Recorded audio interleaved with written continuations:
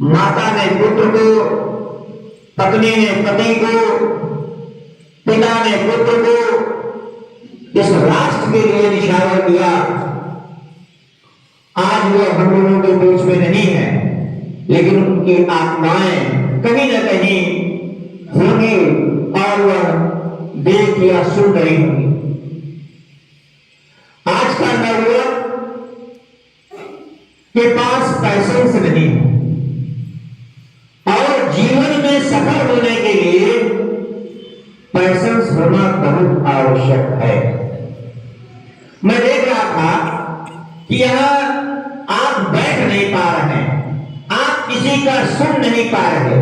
कभी आपको भी ऐसा मिलेगा, मैं मां भगवती से प्रार्थना करूंगा कि आप लोग भी जल्द से जल्द किसी भी कार्य क्षेत्र से जुड़े, किसी कार्य क्षेत्र में नेतृत्व करें, अध्यापक हो, इंजीनियर हो, डॉक्टर हो, मास्टर हो, कुछ भी हो। और फिर जब आप इस मंच में बैठेंगे या जिस जहां पे रहेंगे उस मंच में बैठेंगे और कोई भी आपको भी अवसर मिलेगा और जो आपके छात्र छात्रा है वो उठ के भागेंगे, तब आपको कैसा फील होगा, तब ये गलती महसूस होगा। क्योंकि एक रामचरितमानस में है कि कर्म प्रधान विश्व रचना और जो जस कीन तार फल चाहता। जैसे आप कर्म करेंगे उनको उसी तरह का फल मिलेगा। यदि आपने नीम का पेड़ लगाए हैं तो उसमें आम नहीं होंगे, उसमें नीम ही का फल होगा। इसलिए आप लोग इसको विशेष ध्यान दीजिए। कहीं भी किसी भी समय किसी भी रंगमंच में है, किसी भी कार्यक्रम में है, यदि आप गए हैं तो अपना अमूल्य समय दीजिए। जो लोग बोल रहे हैं या जो लोग रंगमंच में रंगमंचन कर रहे हैं उनका उत्साह वर्धन आप कर सकते हैं। आप राष्ट्र के नाम से आज क्या कर सकते हैं, आप राष्ट्र के लिए क्या कर सकते हैं? हम अपना अमूल्य समय देकर बैठ तो सकते हैं, हम उनकी बातों को सुन तो सकते हैं और उनसे कुछ सीख ले सकते हैं।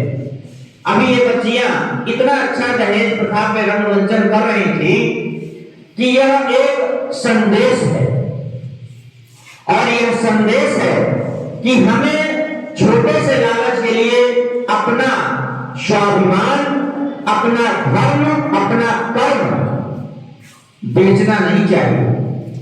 और जब आप ऐसा कर देंगे तो आपको कहीं न कहीं उसका नुकसान करना पड़ेगा, सहना पड़ेगा।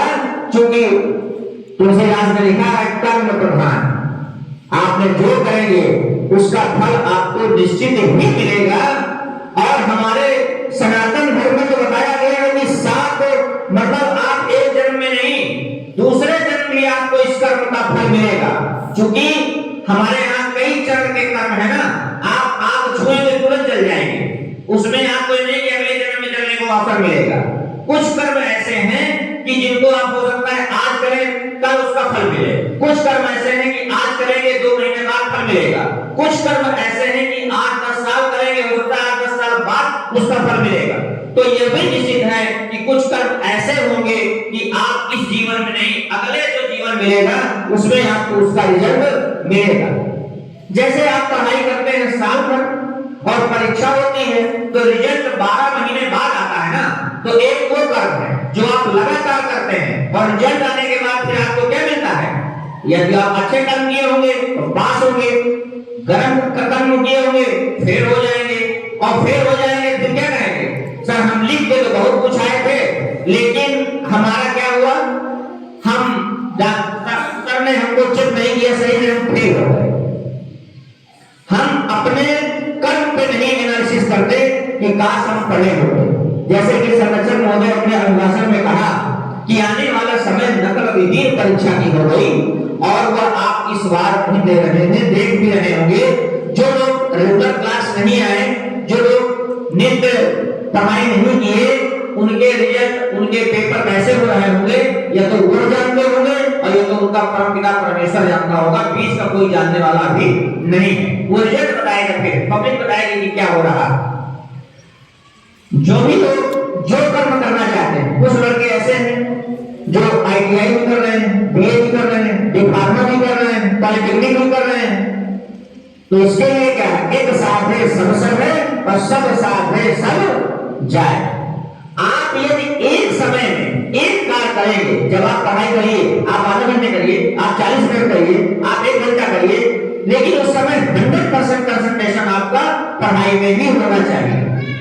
यदि आप बगल में मोबाइल रखते हैं, आपने 10 मिनट पढ़ाई के बाद मोबाइल, तो हो सकता है आधे घंटे मोबाइल दे, 10 मिनट पढ़ाई करें, क्योंकि मोबाइल का टाइम आपको जाने नहीं मिलेगा, आप समझ नहीं पाएंगे कितना टाइम निकल गया। ये मेरी आग्रह है आप लोगों से कि एक कोई काम करें, जो करें उसको पूरे तन मन से करें, 100% कंसंट्रेशन से करें। दुनिया का कोई कार्य ऐसा नहीं है जो आप नहीं कर सकते।